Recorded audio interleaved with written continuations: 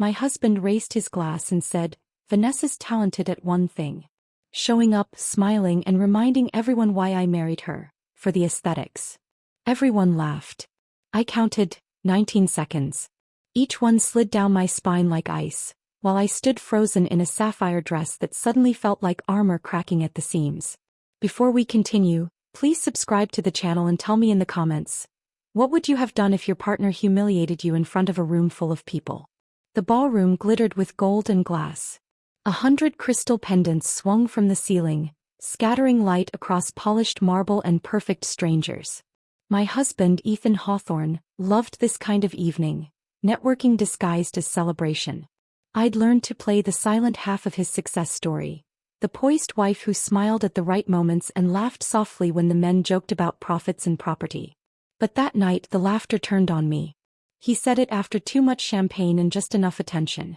"Vanessa's talented at one thing," Ethan said, voice smooth enough to slice. "Showing up, smiling and reminding everyone why I married her, for the aesthetics."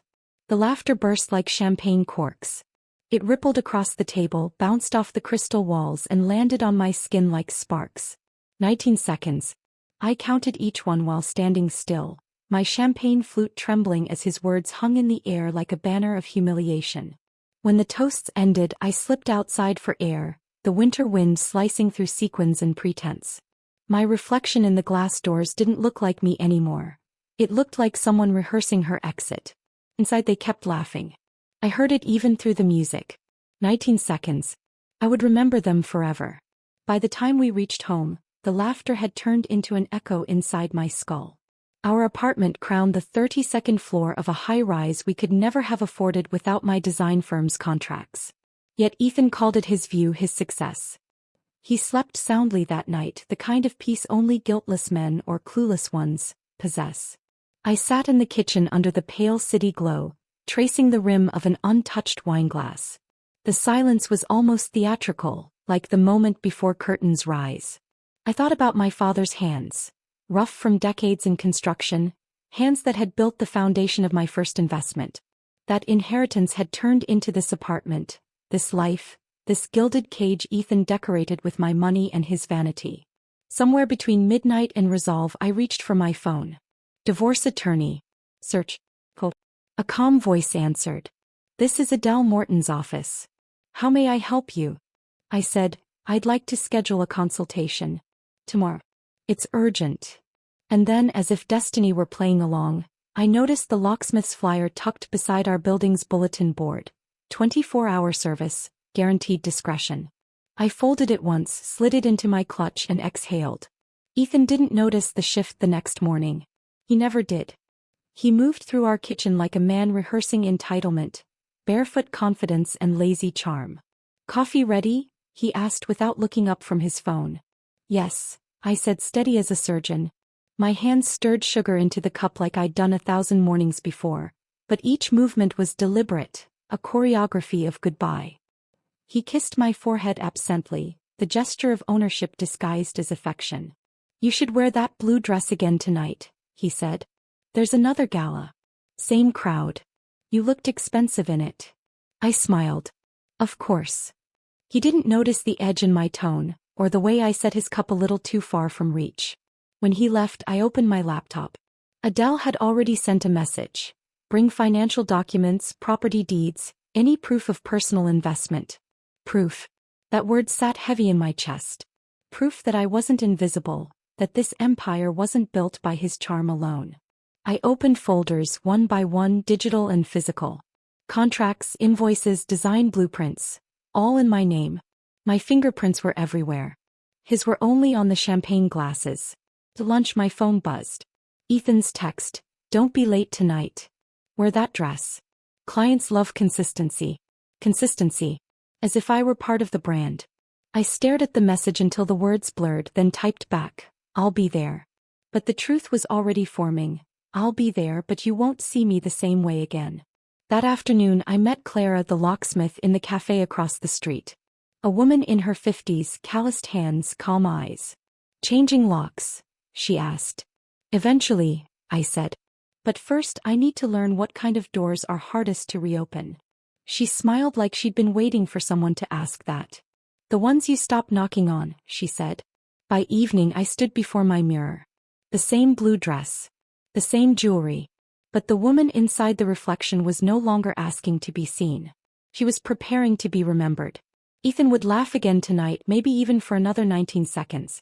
But after that, the silence would belong entirely to me. When the laughter returned that night, it didn't echo, it burned. And this time I was the one holding the match. The sunlight felt too bright for the kind of clarity I carried. It wasn't grief, not exactly. It was the calm that comes after a bridge collapses, when there's nothing left to save and nothing left to lose. Ethan was still asleep, sprawled across our linen sheets like a man resting on a throne he didn't build. The faint scent of his cologne lingered in the air, cedar and arrogance. I moved quietly through the kitchen, each step measured, deliberate. The ritual of coffee felt mechanical, almost sacred. 2 sugars, no cream. A habit I'd memorized long before I realized how easily routine can disguise resentment. Today the act wasn't about love. It was evidence. As the coffee machine hissed, I spread the folders across the counter. Every page carried my fingerprints. Design contracts, invoices, clients who'd wired their payments directly to my firm. The blueprints of the buildings Ethan bragged about at parties were mine. My ideas, my labor, my name printed in black ink while he basked under the spotlight I built. My phone buzzed. A message from Adele, my attorney. "Bring all documentation proving ownership or contribution.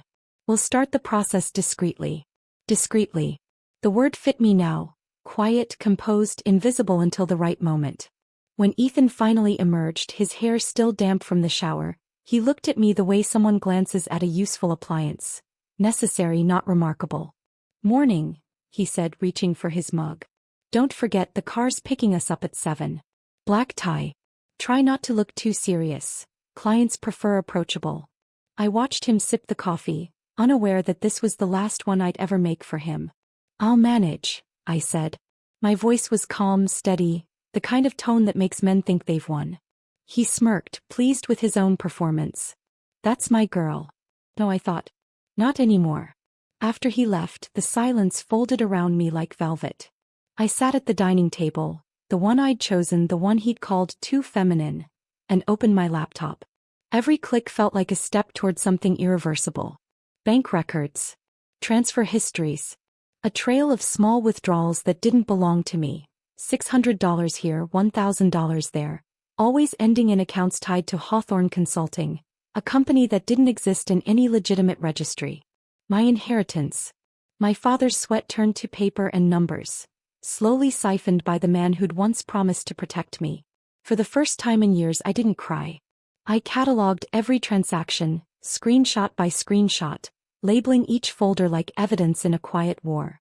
When Adele called that afternoon, her voice carried the efficiency of someone who'd dismantled 100 illusions just like mine.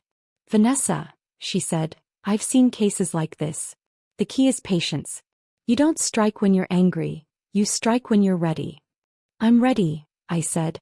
"No," she replied softly. "You're preparing. Readiness is what he'll mistake for peace." Her words settled in my chest like a mantra. By evening, the apartment looked normal again. The sunlight had turned gold, filtering through the tall windows Ethan loved to boast about. I ran my fingers along the glass, tracing my own reflection. I remembered the woman from last night, the one in the sapphire dress who had stood motionless as laughter filled the room. I could still hear it, 19 seconds of sound that reshaped everything I believed about myself. There had been a time I would have begged for an apology. Now I wanted documentation. Proof. Silence. Strategy. The doorbell rang. I opened it to find Clara, the locksmith, standing there with her worn leather bag and an expression that read more like understanding than professionalism. "Didn't expect you so soon," I said. "You called," she replied. "Women don't call locksmiths at this hour unless they already know what they're locking out." Her hands moved quickly, assessing hinges, bolts, metal frames. "Good foundation," she murmured. "But the locks are weak, decorative, not defensive." The same could have been said about my marriage. She paused, glancing up at me. "You'll need new keys. Different ones. He won't see the change until it's too late." "Perfect," I said. "That's exactly how I want it." Later, I stood at the window watching the city pulse beneath me, headlights weaving like veins through the dark. Ethan was still at work or maybe already drinking with the same men who'd laughed at me the night before. My phone buzzed again. Don't forget the gala tonight. Blue dress. Same charm. Same smile. I typed a reply I never intended to send. Same man. Same mistake. Not anymore. Instead, I deleted it and turned off the phone. The silence that followed wasn't empty. It was deliberate. I opened the drawer where I kept spare envelopes, crisp and used, waiting. Into one, I slid the first document of my plan, the property deed signed only by me. Into another, the screenshots of his fake accounts. And finally, a photograph from our wedding day. Him smiling, me staring at a future that already looked like someone else's dream. I sealed the envelope, ran my finger across the seam and whispered, "Tonight I'll smile for the last time, but it won't be for him." The next gala came too soon. Ethan thrived on repetition. Same venue, same faces, same illusion of control. To him, routine meant stability. To me, it meant predictability, and predictable men are easy to dismantle. All afternoon, the apartment pulsed with his arrogance. He hummed while shaving, whistled while dressing, even rehearsed his introductions in the mirror. Confidence is half the deal, he'd once told me. No, I thought. Documentation is. When he called from the bedroom, "Blue dress, right?" My reflection in the mirror didn't answer. Yes, it would be the blue dress. But this time it wasn't a costume for compliance. It was a uniform for departure. The ballroom looked identical to the last one. Gold garlands, glittering lights, the faint scent of wealth pretending to be grace. I felt none of it. My mind was elsewhere, counting signatures, passwords, witnesses. Every step I took in those heels was another item crossed off my private list. "Vanessa," Ethan whispered, his arm tightening around my waist. "You're glowing. Keep that smile. Clients love it." He said it like a director giving stage direction to an extra. The orchestra shifted to something soft and forgettable. Waiters moved between tables carrying champagne like liquid judgment. And then, just like before, Ethan raised his glass. I felt the tremor before he spoke, the faint pause of a man addicted to performance. "Vanessa still thinks marriage comes with a rule book," he said, grin spreading. "But she forgets I'm the one writing it." The laughter that followed wasn't as loud this time. Maybe they'd already heard this joke before. Maybe they could hear the crack in my silence. I looked across the room and froze. At the far end of the bar stood Lydia. She worked at Ethan's firm, though he'd called her a talented analyst. Tonight she wore a dress so similar to mine it couldn't be coincidence. Same deep blue, same shimmer, just a touch shorter, as if she'd studied my photographs and edited them for effect. Ethan noticed her seconds after I did. His hand dropped from my back like it burned him. Their eyes met, and in that instant something shifted, a thread between them pulling tight enough for everyone to feel it. The woman beside me, a client's wife I think, whispered, "That's awkward," then quickly looked away. Should have shattered me. Instead it clarified everything. Lydia wasn't my competition. He was my proof. When Ethan excused himself to check on something, I watched him walk directly toward her. Their conversation was quiet but charged. Too close, too familiar. He leaned in, touching her arm in that same rehearsed gesture he used on me when he wanted to look devoted. I lifted my glass and took a slow sip, watching through the reflection of crystal chandeliers. For once I didn't feel small. I felt observant.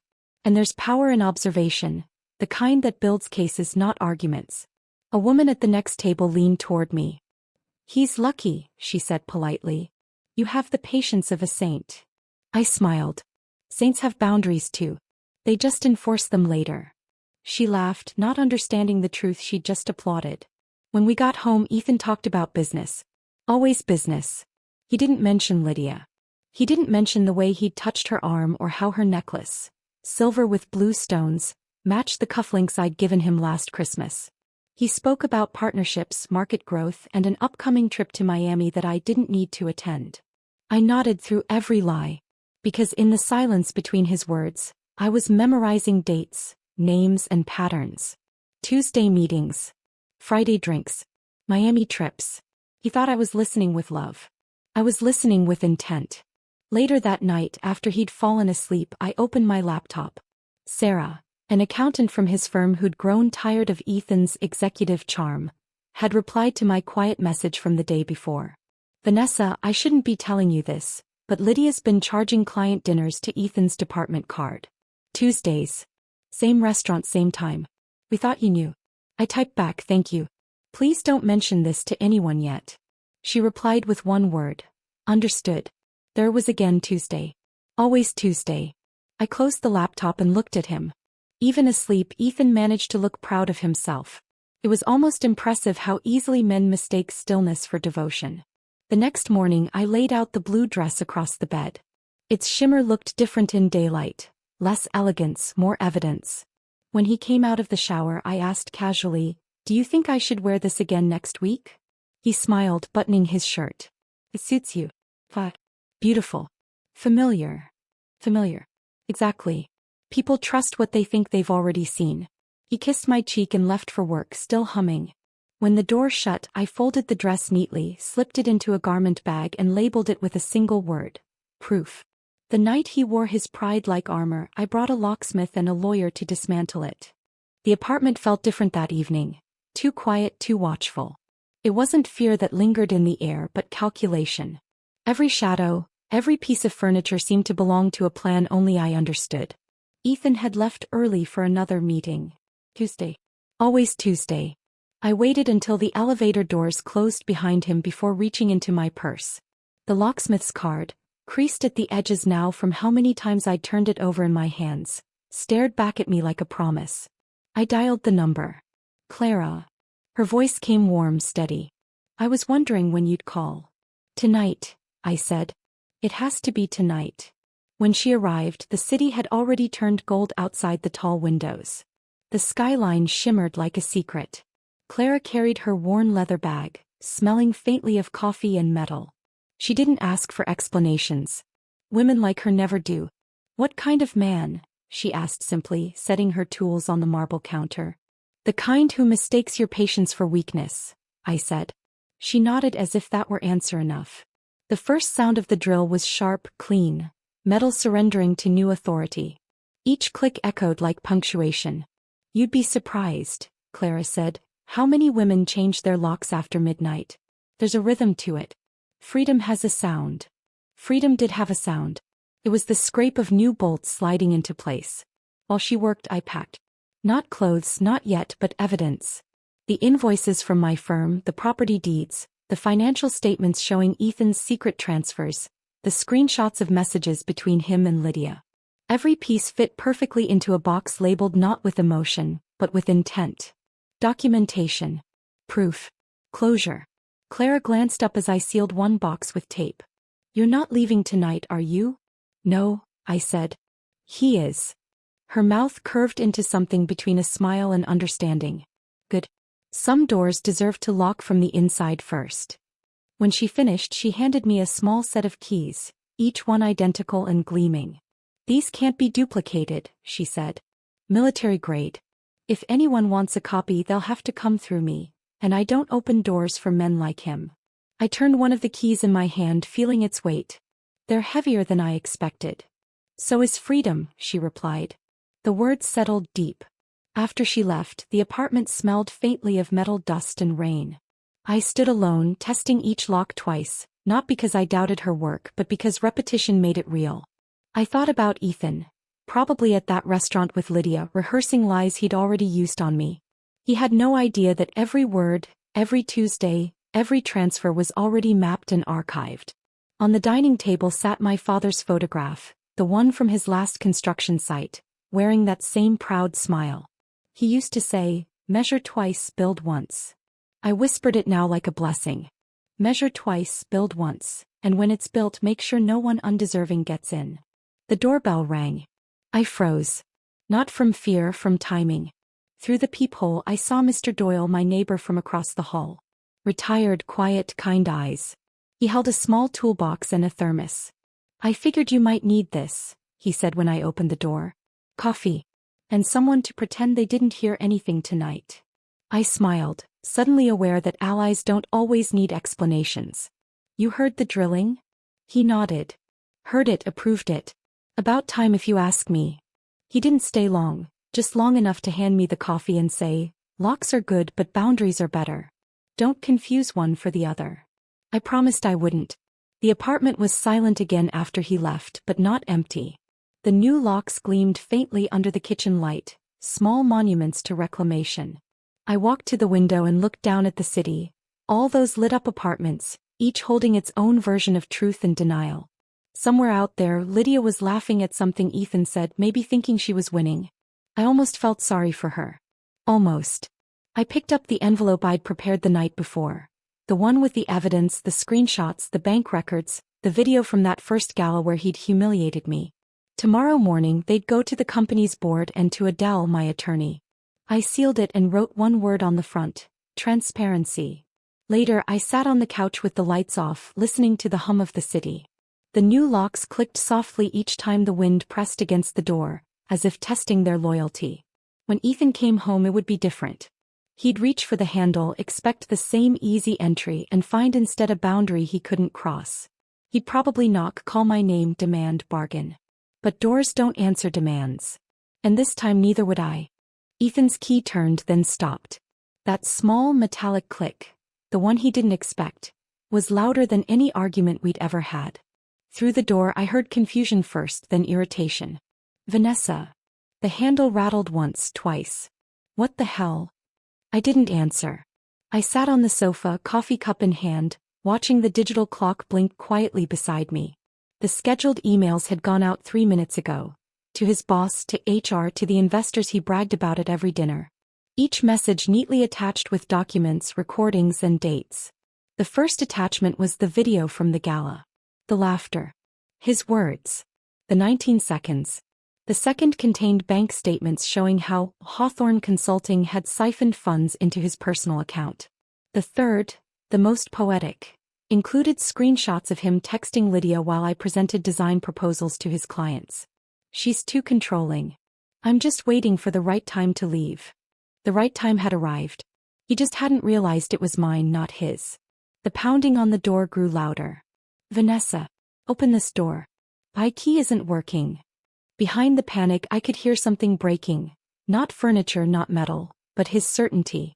For years Ethan had moved through life like a man immune to consequence. Now he was learning that locks could humiliate better than words ever could. My phone buzzed again. "Adele. Everything's been delivered. Expect fallout by morning." HR already opened the attachments.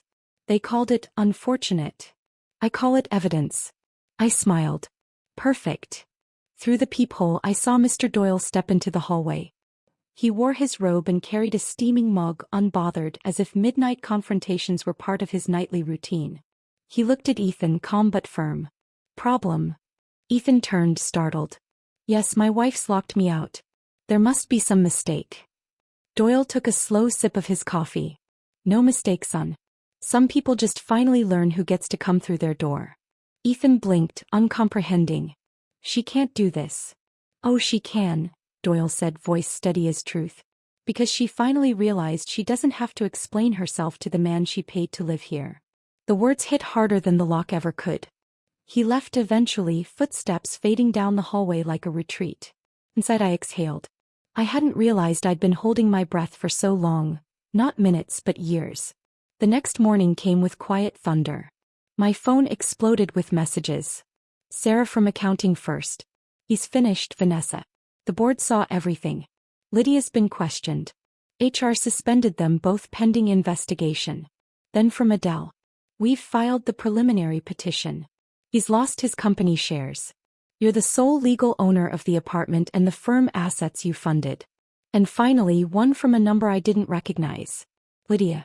I didn't know he was still with you. I swear I didn't. He told me you were separated. I'm sorry. Please believe me." I didn't reply. Not because I wanted her to suffer, but because I was done offering comfort to women who believed men like Ethan were honest in their excuses.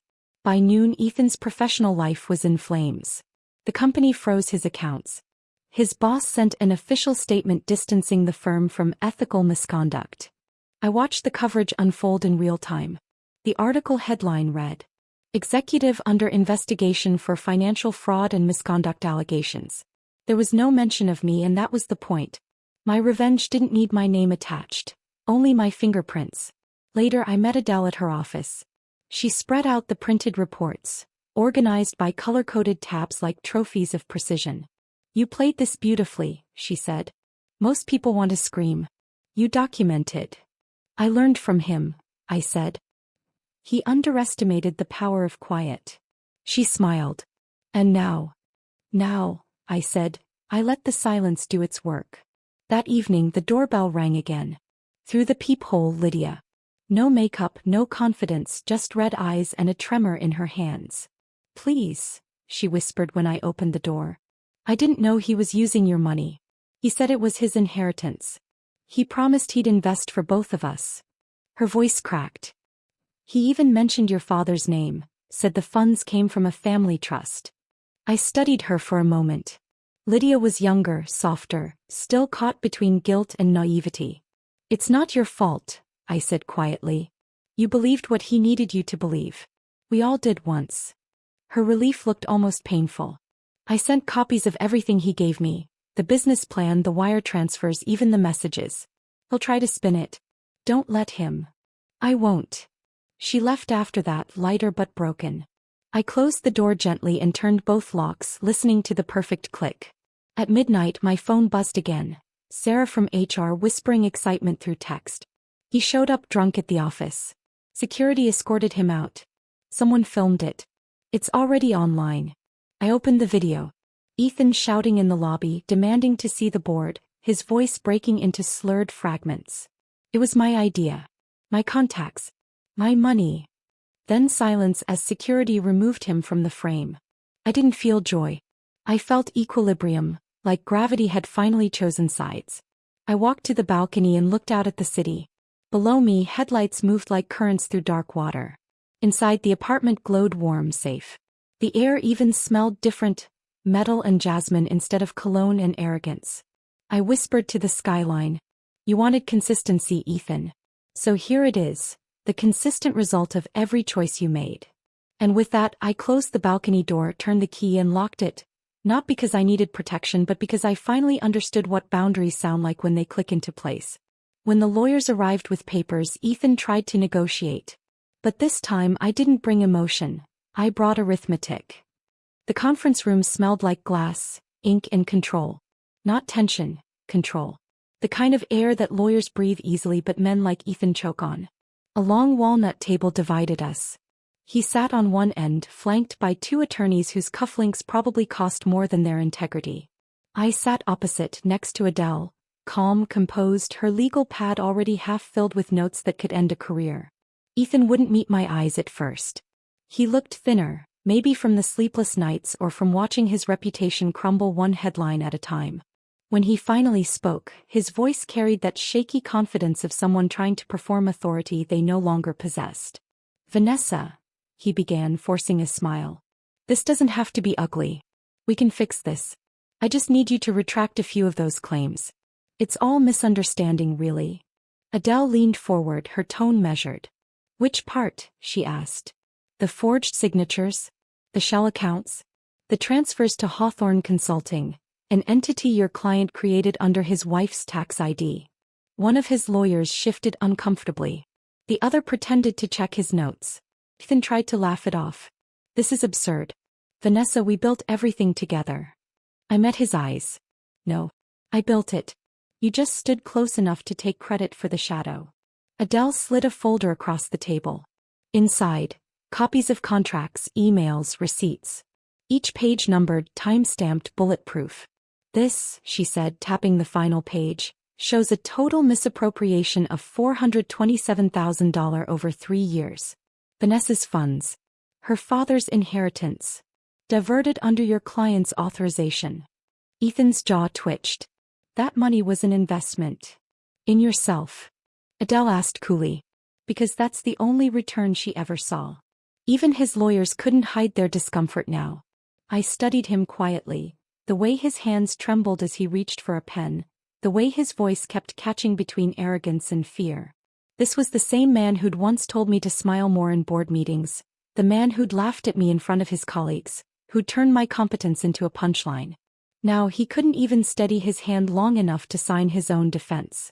The mediator, A gray-haired woman with eyes sharp as glass cleared her throat. Mr. Hawthorne, your options are simple. You can proceed with litigation, which will likely lead to criminal investigation, or you can sign this settlement and walk away quietly. Ethan turned to me then, desperation blooming beneath the veneer of charm. I made mistakes, okay? But you don't have to destroy me. I'm not destroying you, I said. You're just watching the truth build itself. He stared, and for a moment I saw the flicker of recognition, that split second when narcissism collides with reality. It wasn't rage that filled his eyes. It was understanding. He looked at the mediator, then at Adele. And if I sign? Adele answered before I could. You agree to transfer full ownership of the apartment, release all claims to her firm's assets, and accept a non-disclosure agreement preventing you from speaking about her publicly. Ever. And what does she get? He asked bitterly. Peace, I said. And the freedom not to hear you rewrite history again. He laughed, but it cracked halfway through. You really think you've won? I smiled. No. I just stopped losing. He signed. The pen scratched against the paper like a confession. When it was done, Adele collected the pages, stacked them neatly, and slid them into her briefcase. That's all, she said softly. You can go now. Ethan stood, still trying to salvage dignity from the wreckage. At the door he turned once more. You'll regret this, Vanessa. You always needed me. I met his gaze and said, you're confusing habit with necessity. One ends. The other doesn't exist. After he left, the mediator exhaled. You handled that beautifully. Adele smiled faintly. She rehearsed in silence for years. The lines were just waiting for their stage. We stepped outside. The sunlight hit my face, sharp and clean like clarity. Adele handed me a copy of the settlement. It's done. He's officially out of your assets, your firm, and your home. He can't even discuss you without breaching the NDA. I took the folder. The weight of it felt strange, not heavy, not light. Just right. I looked down at the city from the courthouse steps. Cars moved like patterns, predictable and small. Justice didn't feel like triumph. It felt like symmetry. That evening I went home. My home now. I opened the balcony doors, letting the night breeze carry away the stale air of old memories. The locks gleamed faintly in the hallway, polished and loyal. I poured myself a glass of wine and raised it to the empty room. To arithmetic, I whispered. To every number that balanced what words never could. The apartment was mine again. For weeks I walked through it like a guest learning to belong, touching walls that no longer absorbed his echo, opening drawers that held only silence and certainty. Freedom doesn't roar. It hums. Every morning I woke before sunrise, made coffee for one, and watched the city slowly light itself. The skyline had always belonged to him in conversation, his view, his success, his story. Now it looked back at me with something closer to respect. The air inside the apartment had changed too. It no longer smelled like his cologne or arguments waiting to happen. Instead there was lavender, ink, and the faint metallic scent of the new locks, the ones Clara had installed. She'd stopped by again 2 weeks after the mediation just to check on the fittings. They're holding well, she said, running a hand along the polished brass. No pressure points. No weakness. I wish people came with that kind of guarantee, I told her. Clara smiled. They do. It's called experience. Adele called one morning. The board officially transferred his shares, she said. It's done. He can't touch anything you own. There was a pause, softer this time. You handled this with more grace than most of my clients. I laughed quietly. Grace is just discipline that doesn't need to announce itself. She chuckled. Well, your discipline is trending. Everyone in that circle's talking about you, quietly of course. The woman who dismantled a man without raising her voice. It wasn't gossip. It was acknowledgement. And for the first time in years the words didn't sting. I spent the next months rebuilding the parts of myself that had been left in drafts. My firm grew faster than expected. New contracts, new clients, new reputation. I hired Sarah, the accountant who'd risked her job to tell me the truth.